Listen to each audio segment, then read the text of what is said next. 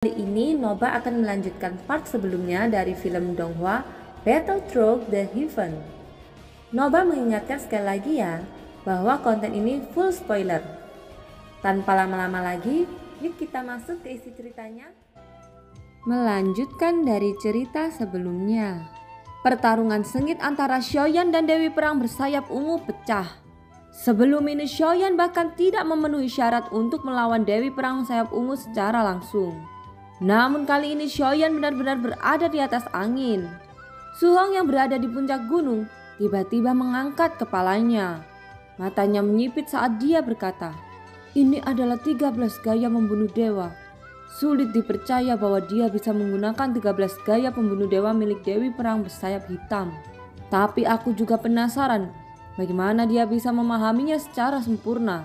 Tunggu dulu, dia bahkan juga memahami 9 sayap hantu pemusnah. Ini adalah kartu truf milik Dewi Perang Sayap Ungu. Sungguh luar biasa," ucap Su Hong yang selalu relatif tenang tidak bisa untuk tidak terkejut. Setelah hidup bertahun-tahun yang tak terhitung jumlahnya, tampaknya hal-hal besar dan kecil sudah lama menjadi hal yang lumrah.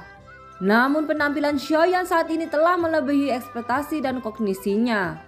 Tidak hanya Su Hong, tetapi Chowking di timur juga memandang Xiaoyan yang bertarung dengan Dewi Perang Sayap Ungu dengan tak percaya. Pertempuran antara kedua belah pihak tidak dapat dipisahkan. Setiap gerakan pamungkas dari Dewi Perang Sayap Ungu itu, Xiaoyan dapat secara akurat memprediksi metode serangannya. Dan dia juga dapat menemukan cara sempurna untuk melawannya. Tidak masalah jika dia hanya memahami 13 gaya membunuh dewa. Tetapi dia bahkan memahami 9 sayap hantu pemusnah Dewi Perang Sayap Ungu. Dalam pertempuran sebelumnya, Dewi Perang Sayap Ungu sama sekali tidak menggunakan 9 sayap hantu untuk menyerangnya. Lalu bagaimana dia bisa mempelajarinya? Ucap Chowking juga sedikit mengernyit. Baginya sangat tidak masuk akal melihat Xiaoyan tiba-tiba memahami dua teknik milik Dewi Perang. Ini karena selama Xiaoyan membentuk kembali tubuhnya dalam beberapa tahun terakhir, dia tidak melakukan kultivasi selama periode itu. Tentu saja mereka tidak tahu bahwa Xiaoyan bisa memahami semua ini dari pagoda emas. Kombinasi keduanya membuat pertempuran Xiaoyan menjadi luar biasa. Jika bukan karena Dewi Perang sendiri adalah eksistensi keabadian Kaisar, dia mungkin telah dikalahkan oleh Xiaoyan sejak lama. Namun jelas bahwa Dewi Perang Bersayap Ungu belum sepenuhnya menggunakan kartu trufnya. Sampai setelah dia dirugikan oleh Xiaoyan, baru kemudian Dewi Perang Bersayap Ungu akhirnya bereaksi. "Apakah kamu akhirnya akan menggunakan 9 sayap hantu pemusnah? Sayangnya aku juga memilikinya, dan kamu tidak memiliki apa yang aku miliki," ucap Xiaoyan. Sudut mulutnya sedikit terangkat. Tubuhnya juga mengikuti gerakan Dewi Perang Bersayap Ungu. Saat terbang di udara, ada ritme khusus dan itu akan tersapu sebanyak 9 kali. Teknik 9 sayap pemusnah memang sangat kuat. Tapi ini adalah satu-satunya kesempatanku untuk mengalahkan Dewi Perang Bersayap Ungu, gumam Xiaoyan menyipitkan matanya. Xiaoyan sepertinya sudah menunggu saat-saat seperti ini. Serangan beruntun sebelumnya adalah untuk memancing Dewi Perang Bersayap Ungu agar menggunakan kartu trufnya. 9 gaya sayap hantu pemusnah adalah kartu truf dari Dewi Perang Bersayap Ungu. Oleh karena itu, jika Xiaoyan tidak memahami gerakan ini, dia akan dilenyapkan seperti sebelumnya. Tetapi untuk Xiaoyan saat ini, dia bisa mengetahui kekurangan dan kelebihan dari teknik ini. Selama Xiaoyan memahami kekurangan 9 gaya sayap hantu, dan berdasarkan 13 teknik pembunuh dewa yang Xiaoyan miliki, dia 1 poin lebih unggul. Pada saat ini, sayap Dewi Perang bergetar lalu sosoknya berubah menjadi bayangan. Pada saat yang sama, Xiaoyan juga menggunakan gerakan yang sama persis dengannya. Sosoknya berubah menjadi bayangan dengan sayap dewanya. Keduanya menggunakan sayap sebagai sarana untuk melakukan serangan. Ketika mereka saling bertabrakan, kekuatan yang mendominasi dari kedua sayap tampak seimbang. Jadi yang membedakan keduanya adalah kekuatan dari kedua belah pihak itu sendiri. Tentu saja pada titik ini tidak ada keraguan bahwa Dewi Perang Bersayap Ungu lebih kuat. Bagaimanapun kekuatannya pernah mencapai keabadian Kaisar. Tetapi Xiaoyan menggunakan kekuatan inti Guntur Void untuk menebus celah antara dirinya dan Dewi Perang Sayap Ungu. Sosok Xiaoyan dan Dewi Perang Bersayap Ungu menghilang dari garis pandang semua orang. Meskipun sosok mereka tidak terlihat, tetapi suara tumpul dari bentrokan itu bisa terdengar. Kedua sayap Dewi Perang sama-sama terbuat dari teknologi Minghe kuno.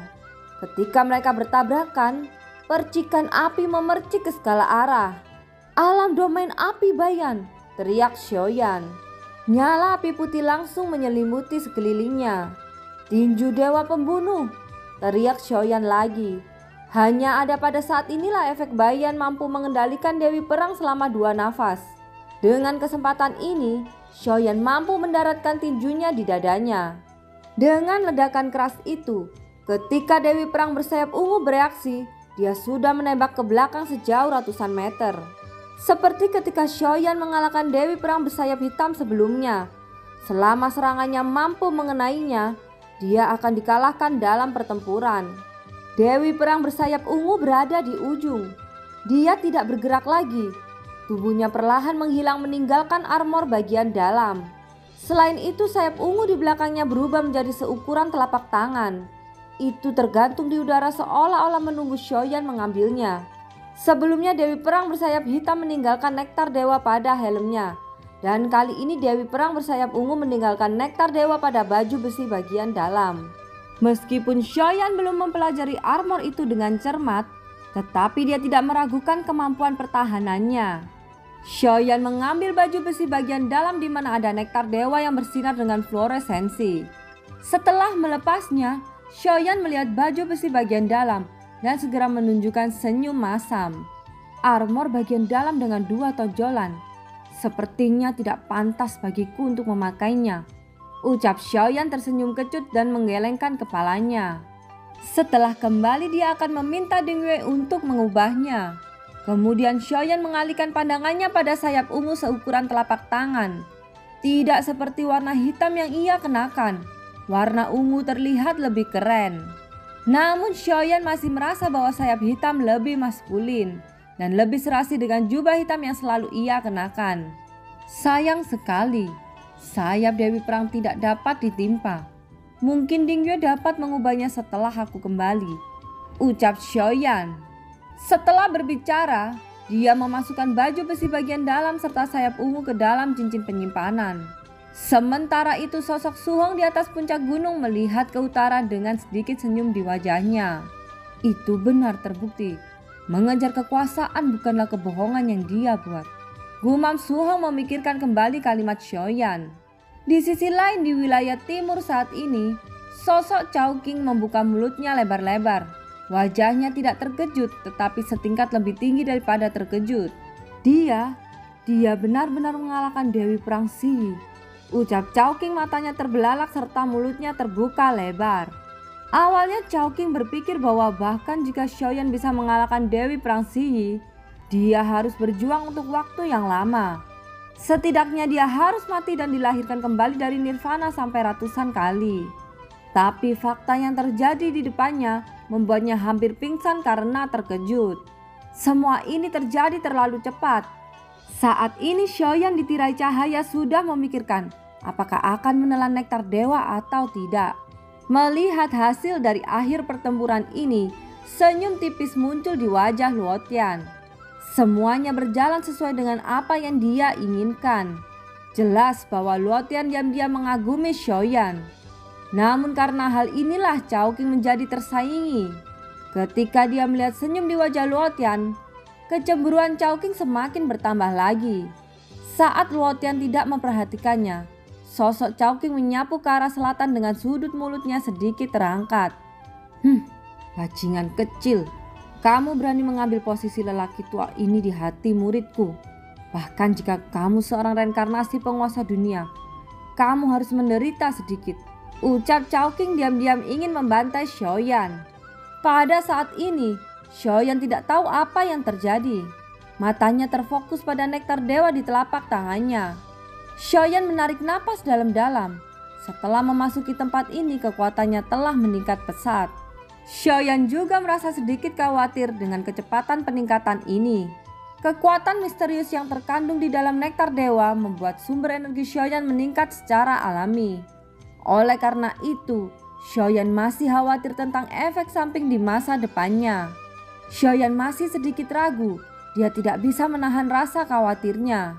Dia tidak tahu apakah promosi yang begitu cepat ini merupakan hal baik atau justru sebaliknya. Di mana ada keuntungan pasti ada kerugian. Tapi terlepas dari apapun itu, aku sangat membutuhkan kekuatan, gumam Xiaoyan setelah berpikir sejenak. Setelah berbicara, dia tidak ragu lagi ketika melemparkan nektar dewa ke dalam mulutnya. Kekuatan misterius meletus di tubuh Xiaoyan. Fondasi Doqi di meridiannya langsung meroket. 300 juta fondasi Doqi meningkat lagi dan kecepatannya sangatlah cepat. Hal ini membuat Xiaoyan merasa luar biasa.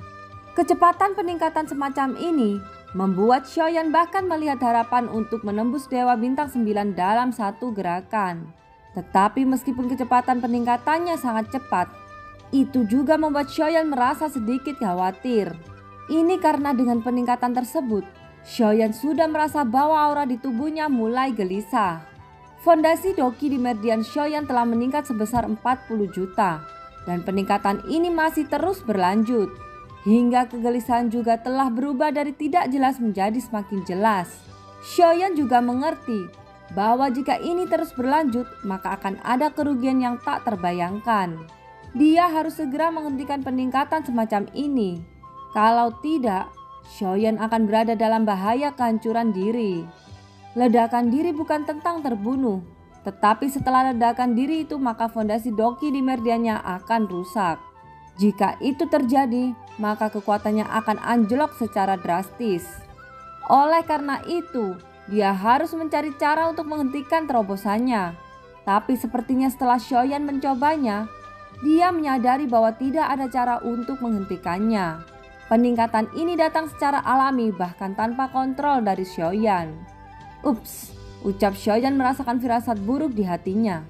Tampaknya ketika dia menelan nektar dewa, tidak ada jalan untuk kembali. Xiaoyan menyesalinya saat ini. Dia memang sedikit ceroboh. Hanya butuh beberapa tahun untuk terobosan terus-menerus. Tepat ketika Xiaoyan menemui hambatan dalam latihannya, Xin diperlihatkan di wilayah selatan. Ini adalah dunia kelabu, tidak ada kehidupan sejauh mata memandang. Hanya ada kesunyian yang tak berujung. Namun pada saat ini terlihat kilatan cahaya melesat dari ujung jauh dan bergegas menuju kedalaman. Di bagian terdalam selatan ada bayangan hitam besar. Itu seperti puncak gunung yang menjulang tinggi. Kilatan cahaya yang menyerang dari ujung mendarat dengan kejam ke arah bayangan besar ini. Seluruh bayangan tiba-tiba bergetar, dan dalam kegelapan ini sepasang pupil ungu tiba-tiba terbuka. Ternyata bayangan hitam besar ini bukanlah puncak gunung, melainkan binatang besar dengan tinggi sekitar 100 kaki. Adapun kilatan cahaya yang telah membangunkannya, itu adalah serangan dari Chowking. Pada saat ini suara Chowking bergema di telinga binatang raksasa itu. Bangunlah, sudah waktunya kamu bangun dari tidurmu. Aku telah menemukan lawan yang kuat untukmu. Dia ada di utara dan telah mengalahkan Dewi Perang Sayap Hitam dan Sayap Ungu, ucap Chowking. Mendengar kata-kata itu, mata besar bintang iblis itu menunjukkan ekspresi marah. Debu yang tak terhitung jumlahnya naik ke langit, dan lapisan asap dan debu yang sangat tebal telah diaspal di tubuhnya. Makhluk besar itu menggelengkan kepalanya, lalu meregangkan otot dan tulangnya. Ketika dia mengangkat kepalanya, terlihat dua tanduk besar di kedua sisi bagian atas kepalanya. Seluruh tubuhnya tampak seperti baja. Sayap dan anggota tubuhnya sangat kuat. Dan binatang raksasa ini adalah binatang abadi surgawi yang dikatakan oleh penggali kubur Suhong kepada Xiaoyan sebelumnya. Binatang surgawi abadi melihat ke arah timur, kemudian perlahan membuka mulutnya. Cahaya biru beriak di mulutnya, lalu memadat menjadi bola cahaya besar. Dengan raungannya yang mengguncang bumi ini, bola cahaya biru melesat ke arah timur. Arah bola cahaya biru tidak diarahkan pada Xiaoyan, tetapi pada Chowking yang telah mengganggunya. Bodoh, bagaimana kamu tidak bisa membedakan? Ucap Chowking mengutuk marah. Segera sosoknya melayang di udara. Dia melihat bola cahaya biru besar yang menyapu ke arahnya. Merasakan energi penghancuran ini, Luotian juga mengangkat kepalanya. Pupil matanya tiba-tiba menyusut. Bola cahaya biru itu menutupi langit dan matahari, seolah-olah akan meratakan tempat ini menjadi dataran. Berdiri di udara, sosok Chowking yang kurus dan compang-camping itu juga mengungkapkan aura keabadiannya. Sosoknya langsung muncul ke arah bola cahaya. Dia tampak tidak takut dengan bola cahaya biru yang merusak ini. Saat bola cahaya datang, Chowking mengangkat tangannya lalu mengayunkan tangannya dengan keras. Arah bola cahaya yang penuh dengan kekuatan penghancur langsung berubah. Itu tampak dipantulkan oleh Chowking dan mengubah arah lintasannya. Bukan kebetulan bahwa arah bola cahaya itu menyapu ke utara, di mana tempat Xiaoyan berada. Saat ini Xiaoyan tengah duduk bersila. Dia masih berpikir tentang bagaimana menghentikan binatang Doki yang selalu memadat di meridiannya. Saat Xiaoyan sedang berpikir, dia tiba-tiba membuka matanya. Ketika dia membuka matanya, bola cahaya biru sudah mendekatinya, bahkan tanpa memberinya waktu untuk bereaksi. Melihat adegan ini, ekspresi wajah Luotian dipenuhi kemarahan. "Orang tua sialan, apa yang kau lakukan?" teriak Luotian berkata dengan marah. "Kecelakaan, itu murni kecelakaan," ucap Chowking tersenyum masam. Dia juga terlihat terkejut untuk menunjukkan bahwa dia tidak tahu. Luotian hanya bisa mengertakkan giginya. Namun saat ini dia tidak berdaya. Paling banyak dia hanya bisa menggunakan penghancuran diri sebagai ancaman. Chowking menyipitkan matanya sedikit. Dia menatap Luotian yang sangat marah. Kilatan kecemerlangan melintas di matanya. Tampaknya tujuan sebenarnya adalah sengaja menggunakan Xiaoyan untuk membuat Luotian marah. Bola biru yang dipenuhi kekuatan penghancur meledak tepat ke arah Xiaoyan dan menghilang setelah beberapa saat. Setelah debu dan asap menghilang, sosok Xiaoyan juga menghilang. "Apakah dia berubah menjadi abu?" ucap Chowking masih ragu. Sementara itu, Luotian sudah tidak bisa membendung amarahnya. Niat membunuhnya tiba-tiba keluar tanpa terkendali. Chowking menoleh untuk melirik Luotian. Dia menyadari bahwa niat membunuh ini berasal dari Luotian. Dan dia tahu bahwa niat membunuh ini ditunjukkan kepada dirinya. Tapi Chowking tidak marah sama sekali. Dia hanya tersentak sejenak, lalu senyum di wajahnya muncul kembali. "Orang tua, jangan pikir aku takut padamu. Ingat ini, ketika aku berhasil dalam kultivasi, suatu hari nanti aku pasti akan membunuhmu dengan tanganku sendiri," ucap Luotian memandang Chowking dengan tatapan dingin. "Ternyata kamu masih punya keberanian. Itu bagus. Jika kamu masih bisa memikirkan untuk membunuhku, itu merupakan hal yang baik. Setidaknya kamu harus menghormatiku ketika kamu membunuhku," ucap Chowking tertawa terbahak-bahak. "Kenapa aku harus menghormati kematianmu?" ucap Luotian. "Muridku, apakah kamu tahu bahwa apapun yang terbaik untukmu pasti akan aku lakukan? Kamu harus bisa mengembangkan pikiran dari keadaan Taoisme tertinggi seperti guru. Dan kamu tidak boleh meninggalkan perasaan emosi apapun di hatimu," ucap Chowking. "Aku tidak pernah berjanji padamu untuk mengembangkan apa yang disebut Taoisme tertinggi," ucap Luotian. "Ada beberapa keraguan yang perlu kamu pahami sendiri. Sebagai seorang guru tidak ada gunanya untuk memberitahumu terlalu banyak. Adapun untuk orang itu, apakah dia hidup atau mati, itu hanya bisa mengandalkan keberuntungannya sendiri. Tapi jika dia benar-benar reinkarnasi dari Susang, tidak peduli berapa banyak metode yang aku gunakan, aku tidak dapat membunuhnya," ucap Chowking. Setelah berbicara, dia mengalihkan pandangannya ke arah Xiaoyan. Pada saat ini cahaya biru benar-benar menghilang, dan sebuah cangkang kura-kura akhirnya dapat terlihat. Cangkang itu sudah terbakar oleh api hitam, namun cangkang itu tidak mengalami kerusakan. Setelah menunggu untuk waktu yang lama, sosok Xiaoyan tiba-tiba melesat keluar dari cangkang kura-kura itu. Ini adalah cangkang basal Xuan Wusheng yang telah memblokir bola cahaya biru. Meskipun Xiaoyan dilindungi oleh cangkang Xuan Wusheng, tetapi tubuhnya masih mengalami beberapa luka. Namun cedera di tubuhnya segera sembuh dengan cepat. Sementara tubuhnya terus menyembuhkan diri, Xiaoyan menemukan bahwa energi keras di tubuhnya tiba-tiba tertekan. Ini sungguh menarik. Penciptaan energi ini seharusnya tidak mengharuskanku untuk berkonsentrasi, ucap Xiaoyan memancarkan kilatan terang. Serangan barusan memang melukai Xiaoyan, tapi ternyata penyembuhannya dapat menekan energi keras di tubuhnya. Dengan kata lain, jika Xiaoyan mengalami pertempuran, maka energi keras yang bergejolak di tubuhnya dapat distabilkan melalui pertempuran. Segera sosok Xiaoyan bergerak dan bahkan tanpa keraguan untuk melesat ke arah utara. Tapi dia tidak tahu apakah ada keberadaan yang kuat di area itu. Dan film pun berakhir. Terima kasih ya yang sudah nonton Nobas sampai akhir. Sampai jumpa.